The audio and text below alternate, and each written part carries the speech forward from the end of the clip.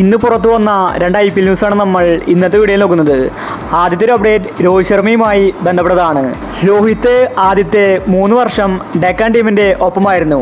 ശേഷം 2011 ഡെക്കാൻ ചാർജേഴ്സിൽ നിന്ന് രോഹിത് ശർമ്മ പടിയിറങ്ങി. ഇപ്പോഴിതാ രോഹിത് ശർമ്മയോട് തനിക്ക് ഏറ്റവും ഇഷ്ടമുള്ള ടീം ഏതാണെന്ന് ചോദിച്ചിരിക്കുകയാണ്.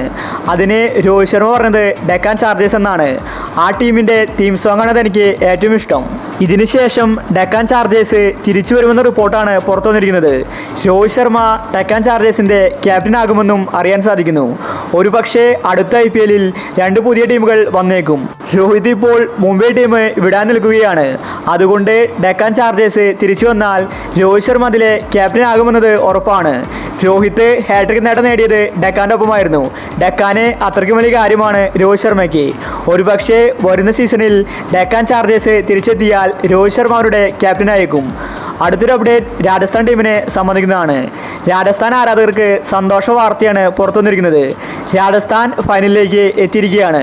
ഇതിന് കാരണമെന്ന് പറയുന്നത് രാജസ്ഥാൻ ടീമാണ് ഇപ്പോൾ ടേബിൾ ടോപ്പർമാർ. അവർക്ക് 16 പോയിന്റ് ഉണ്ട്.